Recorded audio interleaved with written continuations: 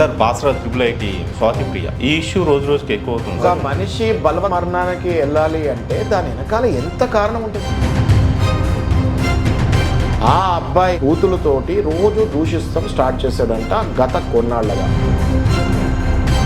తను ప్రిన్సిపల్కో లేదంటే పేరెంట్స్కో ఎందుకు చెప్పలేకపోయింది? మేనేజ్మెంట్ ఆ లెటర్ని కూడా వేరే లెటర్ లాగా చెత్తబుట్టలో పారేస్తాం జరిగింది కాబట్టే బ్యాక్గ్రౌండ్ స్ట్రాంగ్గా ఉంటే కేసు మీద నీళ్లు పోస్తాం జరుగుతుంటుంది. అసలు ఆ లెటర్ ఈమె రాసిందా లేదో కూడా గాడ్ నోస్ కదా. ఆ అబ్బాయి ఫోన్ చేస్తే మానేసేవాడు, ఈ అమ్మాయి సూసైడ్కి వెళ్ళేది కాదు. సో ఇది ఖచ్చితంగా ఎస్టాబ్లిష్ అయింది. This theory has been clearly establish. Hello, welcome to Telugu capital TV. నేను మీ రవి. ఈ రోజు మనతో ప్రముఖ అడ్వకేట్ శశికాంత్ గారు ఉన్నారు. నమస్తే సార్. నమస్తే రవి గారు.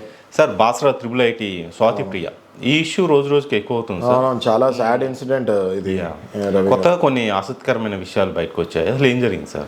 అవునవును, ఇప్పుడు ఈమె బేసిక్గా మనం నిన్న మాట్లాడుకున్నాము. It is very sad to discuss, but we have to discuss because it is a suicide కాబట్టి మనం దీని గురించి మాట్లాడుకుంటున్నాము. ఇది మళ్ళీ మళ్ళీ జరగకూడదు అంటే మనం ఇవి ఎందుకు జరిగింది, ఏ రీజన్స్ వల్ల జరిగాయి, మిగతా కాలేజీలు మళ్ళీ వీటిని సీరియస్గా తీసుకోవాలి, సో దట్ మళ్ళీ ఇలాంటివి రిపీట్ కాకుండా ఉండాలి కాబట్టి మనం ఇలాంటివి డిస్కస్ చేస్తాం. కానీ లేకపోతే మనకి ఇది ఎంతో సాడ్ ఇన్సిడెంట్.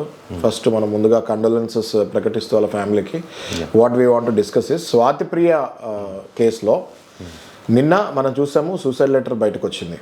సూసైడ్ లెటర్లో ఏం చెప్పారంటే తను ఫ్యామిలీ మెంబర్స్ సఖ్యతగా ఉండాలి, అక్క తమ్ముడు నాన్నని అమ్మని బాగా చూసుకోండి, నాన్న మీరు స్మోకింగ్ చేయకండి, నాకు సూసైడ్ చేసుకోవాలని ఇంట్రెస్ట్ లేదు, నాకు ఎంతో భయంగా ఉంది, కానీ తప్పని పరిస్థితుల్లో నేను సూసైడ్ చేసుకోవాల్సి వస్తుంది, దయచేసి నా కాల్ రికార్డింగ్ నా కాల్ డీటెయిల్స్ చూడకండి అని చెప్పి ఎంతో బాధగా ఆ లెటర్ రాయడం జరిగింది. అది ఎవరు చూసినా కూడా ఆ లెటర్ వెనకాల చాలా పెద్ద ఏదో ఎంత మనస్తాపానికి చెందితే సూసైడ్కి వెళ్తారు. అవును, ఒక మనిషి బలవత్ మరణానికి వెళ్ళాలి అంటే దాని వెనకాల ఎంత కారణం ఉంటుంది.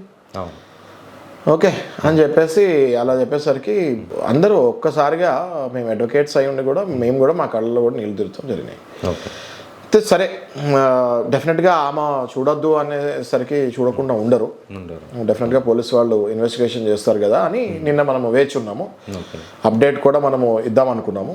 ఇవాళ వచ్చిన ఆశ్చర్యగలిగే అప్డేట్లు ఏంటి అంటే స్వాతి ప్రియ అనే అమ్మాయి వేరే స్నేహితురాలైన ఒక అమ్మాయి ప్రేమ వ్యవహారంలో ఇన్వాల్వ్ అవటం వల్ల ఆ అబ్బాయి అవతల ఆ అమ్మాయి వాళ్ళ బాయ్ ఫ్రెండ్ ఎవరైతే ఉన్నారో నువ్వెవరు మా ఇష్యూలో ఇన్వాల్వ్ అవుతానికి అని చెప్పి అనరాని మాటలతోటి బూతులతోటి రోజు దూషిస్తాం స్టార్ట్ చేశాడంట గత కొన్నాళ్ళగా.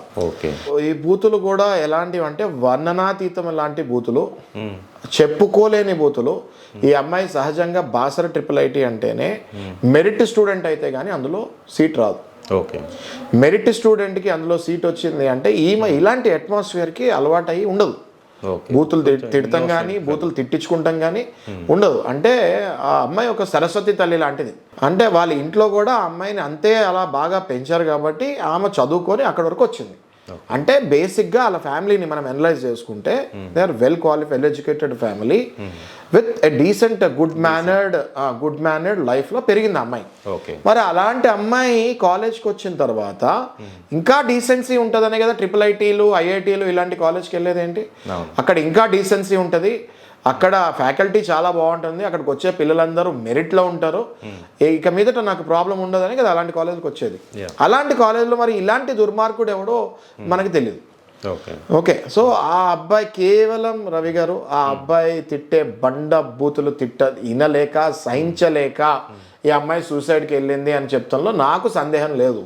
సార్ మరి తను ప్రిన్సిపల్కో లేదంటే పేరెంట్స్కో ఎందుకు చెప్పలేకపోయింది? చాలా మంచి క్వశ్చన్ అడిగారు. ఇప్పుడు నేను అదే చెప్పబోతున్నాను. గత నెల ఈ అమ్మాయి స్వాతి ప్రియ అనే అమ్మాయి తన స్వహస్త్రాలతో ఒక లెటర్ రాసి ఫిర్యాదు చేస్తాం కూడా జరిగింది ట్రిపుల్ ఐటీ మేనేజ్మెంట్కి.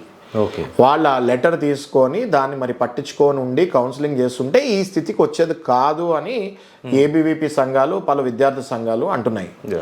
ఓకే, ఆ లెటర్లో ఏం రాసింది తిను అంటే నా స్నేహితురాలైన ఎక్స్ అనే అమ్మాయి విషయంలో నేను ఇన్వాల్వ్ అవుతాం జరిగింది. ఎందుకంటే చాలా మంచి అమ్మాయి ఆమెని ఈయన చిత్రహింస పెడుతున్నాడు కాబట్టి నేను కొంచెం సపోర్టింగ్గా ఇన్వాల్వ్ అవుతాం జరిగింది. ఆ తర్వాత నేను ఇన్వాల్వ్ అయ్యాను కాబట్టి ఈ అబ్బాయి సీనియర్, అదే కాలేజీలో సీనియర్ ఈ అబ్బాయి నన్ను విపరీతమైన బూతులు అన్పార్లమెంటరీ లాంగ్వేజ్లో తిడుతూ నన్ను క్రిమినల్ ఇంటిమిడేషన్, నన్ను భయపడిస్తాం కూడా జరిగింది. ఎగ్జామ్స్ దగ్గరికి వస్తున్నాయి, దయచేసి నన్ను ఎగ్జామ్స్ సరిగ్గా రాసుకొని ఇవ్వండి, దయచేసి ఈ ఇబ్బందుల నుంచి నన్ను బయటపడేయని లెటర్ రాసి మేనేజ్మెంట్కి ఇస్తాం కూడా జరిగింది. మరి మేనేజ్మెంట్ ఆ లెటర్ని కూడా వేరే లెటర్ లాగా చెత్తబుట్టలో పారేస్తాం జరిగింది కాబట్టే కౌన్సిలింగ్ చేయలేదు. సీరియస్గా తీసుకోలేదు అధికారులు సీరియస్గా తీసుకొని ఉంటే కౌన్సిలింగ్ జరిగేది. కౌన్సిలింగ్ జరిగి ఉంటే ఆ అబ్బాయిని ఖచ్చితంగా సస్పెండ్ చేసేవాళ్ళు లేదా తిట్టేవాళ్ళు. ఆ అబ్బాయి ఫోన్ చేస్తే మానేసేవాడు. ఈ అమ్మాయి సూసైడ్కి వెళ్ళేది కాదు. సో ఇది ఖచ్చితంగా ఎస్టాబ్లిష్ అయింది. This theory has been clearly established. Carelessness, recklessness, negligence of the management of the college. వీళ్ళ నిర్లక్ష్యం ఈ పరిస్థితికి డెఫినెట్లీ కాలేజ్ మేనేజ్మెంట్ నెగ్లిజెన్స్ వల్లనే ఈ అమ్మాయి సూసైడ్ చేసుకుందని చెప్తున్నా సందేహం లేదు. మరి తప్పు కదా రవి గారు, ఇది చాలా తప్పు సార్. ఇది అతని ఫ్రెండ్, ఆమె బాయ్ ఫ్రెండ్, ఇతన్ని వేధించిన పర్సన్, ఏ ప్రిన్సిపల్, ఇంతమంది మీద యాక్షన్ మొత్తం కాలేజ్ యాజమాన్యము, ఆ అబ్బాయి ఈ అమ్మాయిని ఎందుకు ఇన్వాల్వ్ చేసింది, ఆ అమ్మాయి ఫస్ట్ ఆ అమ్మాయిని కౌన్సిలింగ్ చేయాలి. ఈ అమ్మాయి ఎందుకు ఇన్వాల్వ్ అయింది అన్న తెలుసుకోవాలి. తర్వాత ఆ అబ్బాయి ఎవరు, అబ్బాయి బ్యాక్గ్రౌండ్ ఏంటి చూసుకోవాలి. ఏ ధైర్యం మీద అలా మాట్లాడాడు. ఎందుకంటే బ్యాక్గ్రౌండ్ ఎందుకు చూడాలంటే మీరు చూస్తే ఇలాంటి మేజర్ కేసెస్ బ్యాక్గ్రౌండ్ స్ట్రాంగ్గా ఉంటే కేసు మీద నీళ్లు పోస్తాం జరుగుతుంటుంది. సో ముందుగానే బ్యాక్గ్రౌండ్ తీసి మీడియాలో రావాలి. మీడియాలోకి వస్తే ఆ కేసుని తప్పుదారి పట్టించకుండా మనమే కాపాడాలి, ఆ కేసుని సోషల్ మీడియా కాపాడాలి ఆ కేసుని. ఇలా మదర్ పోలీస్ని గల్లా పట్టుకొని కొట్టడం ఇది చూసాం సోషల్ మీడియాలో. అసలు ఏం జరిగింది? అవునండి, అది నేను చూడలేదు. ఒకవేళ అది అలా జరుగుంటే మాత్రం అది చాలా అన్యాయం. అది ఎంతో బాధలో ఉంటారు.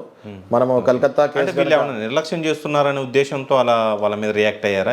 కాదు, సహజంగా ఇలాంటి కేసెస్లో ఏమైతే అంటే బాధితురాలు కాబట్టి, బాధితురాలు ఇప్పుడు తను చనిపోయింది కాబట్టి వీళ్ళు ఎంతో బాధలో ఉంటారు. ఆపటానికి ఏదైనా ప్రయత్నించి ఉండొచ్చు. బట్ ఆపే ప్రయత్నంలో ఇలా కాలర్లు పట్టుకుంటాము ఇలా చేస్తుంటే అది తప్పకుండా బాధపడాల్సిన విషయమే. అయితే మనం ఇక్కడ చూస్తే ఏబీవీపీ సంఘాలు ఇవన్నీ కూడా వచ్చి కాలేజ్ని ముట్టడిస్తాం జరిగింది. పోలీసు వాళ్ళు వచ్చి లాఠీ చార్జ్ చేస్తాం జరిగింది. ఒక అబ్బాయి తలబగులతం కూడా జరిగింది. కొంచెం అక్కడ హడావిడి జరిగింది. ఓకే, ఆ తర్వాత మళ్ళీ పోలీసు వాళ్ళు ఎక్కువ మంది మోహరించేసరికి అక్కడ పరిస్థితి అదుపులోకి వచ్చింది. కానీ మనము చూసుకుంటే ఎట్టకేలకు ఒక నిండు ప్రాణాన్ని అయితే కోల్పోయాము రవి గారు. ఈ కేసుని మనం ఎప్పటికప్పుడు మనం అప్డేట్ చేద్దాము, ప్రజలకి మన వైపు నుంచి ఎంత ఇన్ఫర్మేషన్ ఇవ్వగలుగుతామో, ఏ సెక్షన్ ప్రకారం కేసులు వేయాలి అన్నది లీగల్ ఆస్పెక్ట్లో మనం డిస్కస్ చేసుకుందాము. సెక్షన్ 306 ఉండేది ఐపీసీలో, ఇప్పుడు 108 BNS అయి ఉంటుంది అది. ఓకే, ఏం చెప్తుంది అంటే అబెట్మెంట్ ఫర్ సూసైడ్, అది దగ్గర 10 ఏళ్ళు లేకపోతే అప్పుడప్పుడు దానికి కూడా ఎక్స్టెండ్ అయ్యే ఛాన్సెస్ ఉంటాయి, అందులో కాన్స్పిరెన్సీలు ఎక్కువ ఉంటాయి. సో ఖచ్చితంగా ఇలాంటి కేసు జరిగినప్పుడు సమాజానికి మనము ఒక ఎగ్జాంపుల్ సెట్ చేయాలి. సెట్ చేయకపోతే ఇలాంటివి ragging, this is a kind of a ragging with criminal intimidation, ఇంకా ఏం జరిగాయో లోపలికి అన్నది మనం మళ్ళీ అప్డేట్ ఇద్దాము. ఆమె సూసైడ్ నోట్లో అంత క్లియర్గా చెప్పింది, నా మొబైల్ ఓపెన్ చేయకండి, ఎవరు నా చావుకి ఎవరికి ఉద్దేశం అంటే ఎవరు ఇన్వాల్వ్మెంట్ లేదు అని చెప్పేసి అంత మంచి పర్సన్ ఇలా జరగడం అనేది చాలా ఎందుకు చెప్పుంటది చెప్పొచ్చు కదా. కరెక్ట్, అది ఎందుకు చెప్పుంటది ఆ అమ్మాయి అని మనం ఆలోచిస్తే కనుక, ఆ అమ్మాయి ఎంత మంచిదంటే ఆ మొబైల్లో ఒకవేళ ఓపెన్ చేస్తే ఏ అమ్మాయి లవ్ అఫైర్ లో ఇన్వాల్వ్ అయిందో ఆ అమ్మాయి పేరు బయటకు వస్తుందేమో అన్న భయంతో, ఆ అమ్మాయి లైఫ్ ఎక్కడ స్పాయిల్ అవుతుందో అన్న భయంతో ఆ అమ్మాయిని కాపాడటానికి ఈ అమ్మాయి అలా రాసుండొచ్చు. ఈ అమ్మాయి వెరీ వెల్ మేనర్డ్ కదా. కేవలం ఎవరో బూతులు తిట్టారు అని సూసైడ్ చేసుకొని ఉంటే అది కనుక నిజమై ఉంటే మరి ఈ అమ్మాయి ఎంత మంచి కుటుంబం నుంచి వచ్చి ఉంటుంది, ఎంత వెల్ మేనర్డ్ గర్ల్ అన్నది మనం అర్థం చేసుకోవాలి. స్వతహాగా షీస్ ఎ మెరిట్ గర్ల్. ఇలాంటి అమ్మాయిలు చాలా సెన్సిటివ్ ఉంటారు, చిన్న మాట కూడా తీసుకోలేరు వీళ్ళు. ఓకే, ఎందుకంటే వాళ్ళు ఎప్పుడు చదువుల తల్లులు, వీళ్ళందరూ వాళ్ళు ఎప్పుడు చదువులోనే ఉంటారు. వాళ్ళు ఎవరైనా వచ్చి బూతులు మాట్లాడితే సహించే ఓపిక కూడా ఉండదు వాళ్ళకి. సో ఖచ్చితంగా మనం ఇది పరిశోధించాలి, డీప్గా వెళ్ళాలి. ఓకే, ఆ కాల్ లిస్టులు అవన్నీ తను ఎంత మాత్రం చెప్పినా అది ఆవేశపూర్వకంగా రాసింది కాబట్టి అది పండగించుకోకుండా ఖచ్చితంగా కాల్ లిస్ట్ డీటెయిల్స్లోకి వెళ్ళి ఆ అబ్బాయి ఎవరో బయటకు లాగాలి. అసలు స్టోరీ దీని వెనకాల ఇంకేమైనా ఉందా అది కూడా తీయాలి. ఇంకా ఉండే మనకి ఏం గాడ్ నోస్ కదా, అసలు ఆ లెటర్ ఈమె రాసిందా లేదో కూడా గాడ్ నోస్ కదా. అదో ఆ లెటర్ కూడా ఏమి రాసిందో లేదో తెలియదు కదా మనకి, ఇంకా ఎన్నో అనుమానాలు ఉంటాయి కదా. ఇప్పటికి మనకు వచ్చిన లేటెస్ట్ అథెంటికేటెడ్ ఇన్ఫర్మేషన్ ప్రకారం అయితే మనం అప్డేషన్ ఇచ్చాము. ఓకే, మళ్ళీ మనము ఇంకొక 2-3 అవర్స్లో మళ్ళీ దీని మీద మనం అప్డేట్ ఇద్దాం రవి గారు. షూర్ సార్, తప్పకుండా. Okay, thank you sir, thank you so much.